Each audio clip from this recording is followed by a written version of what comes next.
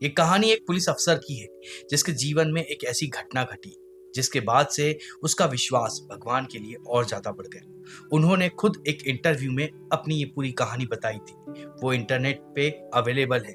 मैंने वहीं से उस कहानी को लिया है और आप तक पहुंचाया है। तो आगे जो मैं कहानी में बताऊंगा वो उनकी ही बात होगी। वही अपने मन से बोल रहे हैं, तो उनकी आवाज में मैं आपको आगे की कहानी सुनाऊंगा। मैं एक व्यवहारिक जीवन में कोई धार्मिक नहीं रहा हूं, आध्यात्मिक था। कबीर को बिना पढ़े कबीरपंथी, बुद्ध को बिना पढ़े बुद्धिस्ट, मन चंगा तो कटौती में गंगा, यही मेरा सच था। इसलिए मैं कभी मंदिर नहीं गया। जीवन में कभी अपने लिए कुछ मांगने की जरूरत ही नहीं पड़ी। जो मिला उसी में संतुष्ट रहा। साल 1998 था और सीओ सिटी बनकर मथुरा पहुंचा। मेरे आने के कुछ दिन पहले ही एक बड़ी डकैती हुई थी। एसपी साहब ने बड़े विश्वास से मुझे वहां भेजा था। पहुंचते ही पता चला कि यहाँ तो हर महीने लाखों की लूट हो रही है। मुझे लगा कि मैं कहाँ फंस गया। मैंने 10 दिन तक अथक परिश्रम किया। दिल्ली और दूसरे शहर में अच्छे अच्छे बदमाशों को उठाया, उनसे हर तरीके से पूछताछ की। पुलिसिया भी और गैर पुलिसिया भी अपराधियों से पूछताछ का 100 पन्नों का रजिस्टर भर गया, लेकिन उस घटना का कोई सुराग नहीं मिला। मैं असहाय महसूस करने लगा था। मैं एक संवेदनशील पुलिस अधिकारी रहा हूँ। जब कोई घटना हो जाती है और खुलती नहीं है तो मुझे अपराध बोध होता है। उस इलाके से गुजरने में शर्म आती है। लोग सोचते थे कि मेरे पास कोई जादुई छड़ी है, लेकिन इस बार मैं पूरी तरह हार चुका था। एक रात करीबन 1:30 बज रहे थे। मैं गश्त लगा रहा था और द्वारिकाधीश मंदिर के सामने से गुजर रहा था। मंदिर के कपाट बंद थे।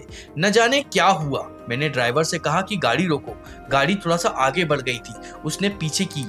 मैंने जिप्सी के गेट खोले और बंद मंदिर की ओर देखा। मैंने बहुत तीखे शब्दों में एक चुनौती देते हुए भगवान श्री कृष्ण से कहा, भगवान, जब आप मनुष्य थे तो आप जानते होंगे कि कैसा लगता है, और जब देवता बन गए तो देश के बड़े बड़े चोर और नंबर 2 का काम करने वाले लोग आपके दर्शन करने आते हैं। मैं 3 दिन रहूं या 30 साल, अगर 24 घंटे में ये घटना नहीं खुली तो आप मेरे दर्शन से वंचित रह जाओगे।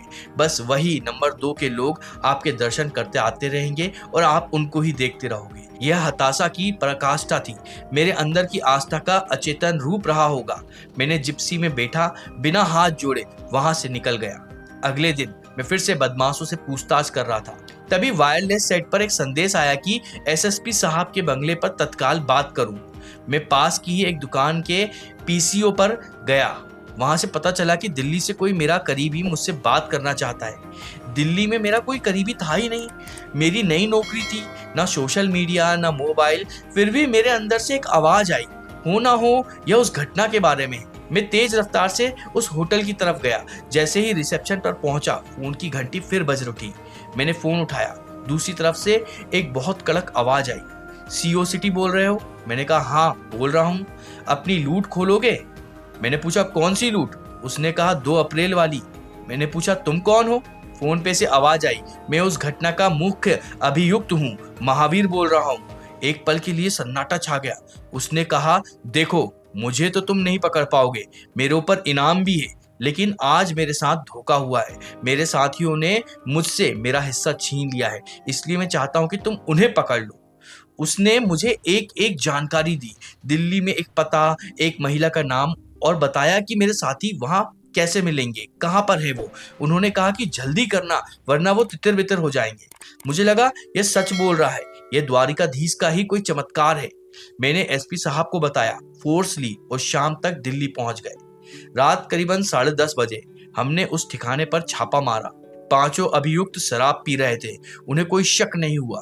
9,80,000 रुपए, एक रिवॉल्वर, एक पिस्टल और होंडा सिटी कार बरामद हुई। अगले दिन मैं फिर द्वारकाधीश मंदिर गया। मैंने कहा, प्रभु, आपको ऐसे नटवर लाल नहीं कहा जाता है। मैं आपकी इन शक्तियों को हृदय से स्वीकार करता हूँ। उस दिन के बाद मैं दुनिया के किसी मंदिर जाऊं या ना जाऊं, लेकिन जब भी मौका मिलता है यहाँ मत्था जरूर टेकता हूँ। जीवन में जहाँ मन, बुद्धि और वाणी असहाय होकर लौट आते हैं, शायद वहीं उस परम तत्व का काम शुरू हो जाता है।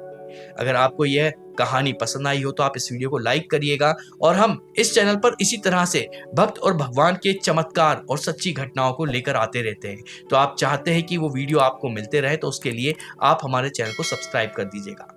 तब तक के लिए